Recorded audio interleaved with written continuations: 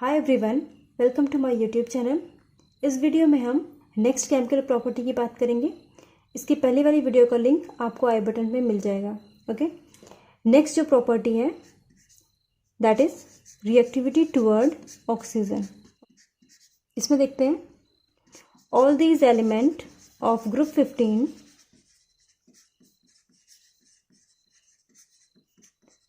Form two types of oxide. Okay,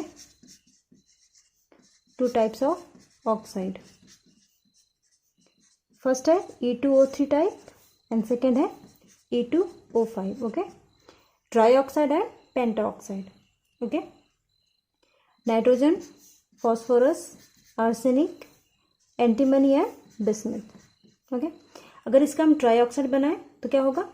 N2O3, P2O3, AS2O3, Sb2O3 and Bi2O3। ये है trioxide. Okay, इसका pentoxide क्या होगा? N2O5, P2O5, AS2O5, Sb2O5 and Bi2O5। Okay, ये trioxide है और ये पेंटाऑक्साइड है। ओके, अगर हम इसमें एसिडिक स्ट्रेंथ की बात करें, ओके, क्योंकि जो ऑक्साइड होते हैं वो एसिडिक भी होते हैं और बेसिक भी होते हैं। यहाँ पे देखिए जो nitrogen, phosphorus, arsenic, antimony and bismuth है। ओके, जो नाइट्रोजन फॉस्फोरस होता है वो कैसा है? Non metal. Okay, arsenic and antimony these are metalloids. Okay, और बिस्मिथ क्या है आपका? मेटल। ओके, जो नॉन मेटल होते हैं उसके जो ऑक्साइड होते हैं वो कैसे होते हैं? Acidic in nature. Okay, metalloids के oxide amphoteric means acidic as well as basic. Okay, और जो मेटल होते हैं उनके ऑक्साइड बेसिक होते हैं। इतना समझ में आ गया? इट मीन्स जो आपका N2O3 एंड P2O3 है वो क्या है आपका? Acidic. AS2O3 and Sb2O3 these are amphoteric and Bi2O3 is basic. समझ में आ गया? नेक्स्ट हम बात करते हैं नाइट्रोजन की ही। नाइट्रोजन N2O3 के अलावा और भी ऑक्साइड बनाता है। ओके, जैसे आपका nitrous oxide N2O, nitric oxide NO, okay, nitrogen dioxide N2O3, N2O5। Okay, ये सारे ऑक्साइड है नाइट्रोजन के। अगर हम इसमें एसिडिक स्ट्रेंथ की बात करें, ओके, अगर आपका जो एलिमेंट है central element is same, okay, अगर सेंट्रल एलिमेंट आपका सेम है, यहाँ पे सब में नाइट्रोजन कॉमन है। ओके, इसमें एसिडिक स्ट्रेंथ किस पे डिपेंड करता है? Acidic strength is directly proportional to oxidation number of central element. Okay, जितना ज़्यादा ऑक्सीडेशन नंबर होगा वो आपका जो ऑक्साइड है वो ज़्यादा एसिडिक होगा। ओके, तो यहाँ पे देखिए N2O में क्या होगा आपका? +1, NO में +2, NO2 में कितना होगा? +4। ओके, N2O3 में क्या है? +3 और N2O5 में +5। ओके, तो सबसे ज़्यादा एसिडिक कौन हुआ? N2O5, उसके बाद NO2, उसके बाद N2O3, देन NO और सबसे लास्ट में N2O। Okay, nitrous oxide. ये समझ में आ गया आपको? ये वो केस है जहाँ पे आपका जो सेंट्रल एलिमेंट है वो क्या है आपका? सेम है। ओके, नेक्स्ट केस देखते हैं। अगर आपका जो सेंट्रल एलिमेंट है वो आपका डिफरेंट है तब उसमें एसिडिक स्ट्रेंथ को हम कैसे अरेंज करेंगे? ओके, एग्जांपल है N2O5, P2O5, AS2O5, ये सारे पेंटाऑक्साइड है। Okay, Sb2O5 and Bi2O5। Okay, these are pentoxide. अगर इसमें एसिडिक स्ट्रेंथ को अरेंज करना हो तो कैसे करेंगे? ओके, इस केस में क्या करते हैं? अगर हमारा जो सेंट्रल एलिमेंट है वो आपका डिफरेंट है, okay, in case of different central element तो इसमें एसिडिक स्ट्रेंथ किस पे डिपेंड करता है? Acidic strength is directly proportional to electronegativity of central element. Okay, जितना ज़्यादा आपका इलेक्ट्रोनेगेटिव एलिमेंट होगा वो ऑक्साइड आपका ज़्यादा एसिडिक होगा। ओके, तो सबसे ज़्यादा एसिडिक कौन हुआ? N2O5, then P2O5, then AS2O5, then और सबसे लास्ट में Bi2O5। एंड वैसे भी Bi2O5 क्या है आपका बेसिक है, क्योंकि ये क्या है metal. Okay, and these are amphoteric, और ये जो स्टार्टिंग के नाइट्रोजन फॉस्फोरस क्या है वो आपके एसिडिक हैं। ओके, यहाँ पे कुछ और पॉइंट है, जितने भी आपके फॉस्फोरस, आर्सेनिक एंड एंटीमनी, ये जो एलिमेंट है इसके जो ऑक्साइड हैं, oxide exist in cyclic dimer. Okay, मतलब अगर आपका P2O3 है फॉस्फोरस ट्राइऑक्साइड, तो इसका जो डाइमर होगा वो कैसा होगा P4O6। ओके, अगर P2O5 है तो इसका जो साइक्लिक डाइमर होगा कैसा होगा P4O10। ओके, अगर यहाँ पे AS2O3 है तो इसका जो डाइमर होगा कैसा होगा AS4O6। अगर इसका पेंटो ऑक्साइड है तो AS4O10। ओके, ये है उसके dimer. Okay, cyclic dimer. Example समझते हैं। देखिए यहाँ पे मैंने P4O6 का मैंने यहाँ पे स्ट्रक्चर बनाया है। ओके, यहाँ पे ये है P4O6। ओके,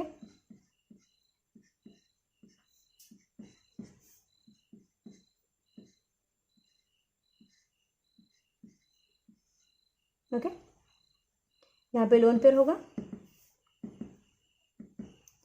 कभी कभी एग्जाम में आपसे पूछा जाता है नंबर ऑफ POP बॉन्ड, कितने फॉस्फोरस ऑक्सीजन फॉस्फोरस बॉन्ड है, या फिर आपसे पूछते हैं number of PO bond. Okay, या फिर इसको क्या बोलते हैं number of sigma bond. Okay, आपको एग्जाम में दे दिया जाएगा कि P4O6 कंपाउंड में कितने नंबर ऑफ PO बॉन्ड है, या फिर number of POP bond count करो। ओके, तो सबसे पहले आपको क्या करना है स्ट्रक्चर ड्रॉ करना है, इसके बाद आपको number of POP bond and PO bond count करना है। ओके, यहाँ पे देखिए POP बॉन्ड कितने हुए 1 2 3 4, तो ये 5 एंड 6, तो नंबर ऑफ POP बॉन्ड कितने हुए 6। PO बॉन्ड काउंट करो, यहाँ पे एक एलिमेंट एक फॉस्फोरस कितने PO बॉन्ड बना रहा है 1 2 3, तो यहाँ पे कितने हैं 4, तो यहाँ पे POP बॉन्ड कितने हो गए 12। ओके, और सिग्मा बॉन्ड भी कितने हुए 12 बॉन्ड हुए। ओके, क्योंकि यहाँ पे कोई भी पाई बॉन्ड नहीं है, सबके सब क्या है सिग्मा बॉन्ड है। ओके, कितना समझ में आ गया। नेक्स्ट केस भी देख लेते हैं P4O10 का। ओके, पहले हम स्ट्रक्चर ड्रॉ करेंगे, उसके बाद number of POP bond and sigma bond count करेंगे। ओके, यहाँ पे स्ट्रक्चर कुछ ऐसा बनेगा इसका। ओके, डाइमर के फॉर्म में है ये।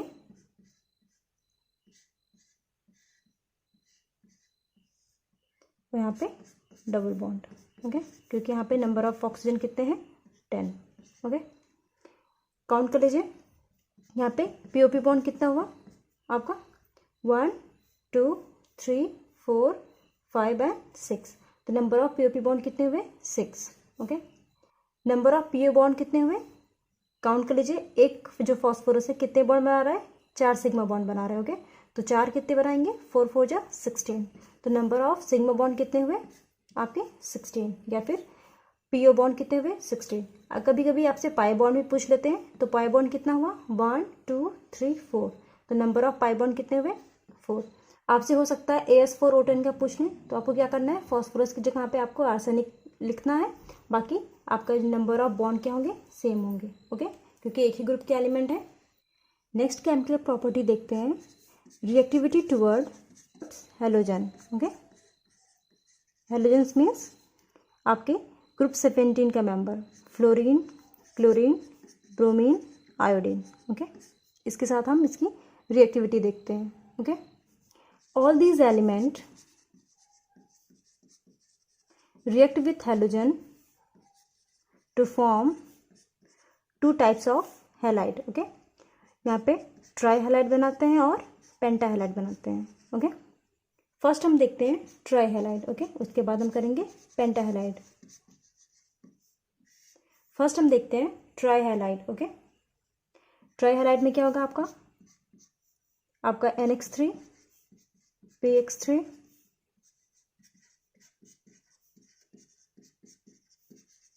ओके, ये X कुछ भी हो सकता है, fluorine, chlorine, bromine, iodine. Okay, यहाँ पे हम देखते हैं सबसे पहले इसका स्ट्रक्चर कैसा होगा। सपोज यहाँ पे आपने नाइट्रोजन का देखना है। ओके, यहाँ पे नाइट्रोजन है, यहाँ पे मैंने 3x अटैच कर दिया और इसके पास क्या होता है, लोन पेयर। ओके, तो इसका ज्योमेट्री क्या होगी, क्योंकि ये क्या है 1 2 3 3 sigma bond 1 lone pair, sp3 hybridised. Okay, sp3 hybridised with 1 lone pair, इसकी जो ज्योमेट्री होगी वो क्या होगी, टेट्राहेड्रल एंड शेप क्या होगा, पिरामिडल। ओके, पिरामिडल शेप का होगा। ओके, यहाँ पे NX3 PX3 X3 SBX3 and BIX3 on going from NX3 to BIX3 their covalent character decreases। Okay, nitrogen से बिस्मिथ की तरफ जाने पर जो उसका कोवैलेंट बॉन्ड है, कोवैलेंट करेक्टर वो क्या होगा आपका, डिक्रीजेस। ओके, क्यों, क्योंकि यहाँ पे क्या है, ये नॉन मेटल्स है और यहाँ नाइट्रोजन से बिस्मिथ की जाने पर क्या हो रहा है, आपका मेटालिक करेक्टर बढ़ रहा है। ओके, और जो मेटल होते हैं वो कौन सा बॉन्ड बनाते हैं, आयनिक बॉन्ड। ओके, ऐसे भी समझ सकते हैं। या फिर on going top to bottom, इसका जो पोलराइजिंग पावर है वो क्या हो रहा है, डिक्रीज हो रहा है। Okay, due to decrease in polarising power, polarising power कम हो रहा है जिसकी वजह से इसका जो कोवैलेंट करेक्टर है वो भी क्या हो रहा है, डिक्रीज हो रहा है। ओके, इतना समझ में आया। इट मीन्स आपका जो आयनिक करेक्टर है वो क्या होगा, ionic character increases. Okay, next point है trihalide of nitrogen family get easily hydrolyzed by water। okay, get easily hydrolyzed by water। okay, except NF3 okay and BIF3। NF3 and BIF3 को छोड़ के जितने भी ट्राइहैलाइड है nitrogen family member के, वो सब क्या होंगे, हाइड्रोलाइज्ड हो जाएंगे। ओके, NF3 क्यों नहीं होता, due to absence of D orbital. Okay, ना नाइट्रोजन के पास है ना ही फ्लोरीन के पास है। ओके, इसकी वजह से इसका जो हाइड्रोलिसिस है वो नहीं हो पाता। और BIF3 का क्यों नहीं आता, due to ionic nature. Okay, क्योंकि ये क्या है, मेटल है और मेटल क्या होते हैं, आयनिक नेचर के होते हैं। ड्यू टू आयनिक नेचर इसकी हाइड्रोलिसिस नहीं हो पाती। ओके, इसके हाइड्रोलिसिस देखते हैं। सपोज हमारे पास है NCl3 okay, PCl3 ASCl3 antimony and bismuth. Okay, यहाँ पे देखिए, अगर वाटर के साथ इसकी हाइड्रोलिसिस करें तो इसका जो कंपाउंड बनेगा that is plus NH3। Okay, इसको बोलते हैं hypochlorous acid. Okay, hypochlorous acid.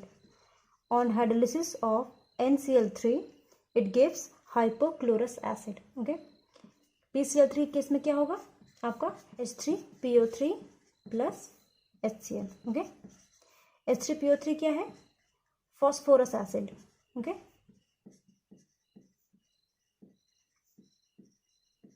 Arsenic के केस में क्या होगा, आर्सेनिक केस में यहाँ पे आर्सेनियस ऑक्साइड बनेगा। Okay, AS2O3 plus HCl। Okay, इसको क्या बोलते हैं, आर्सेनियस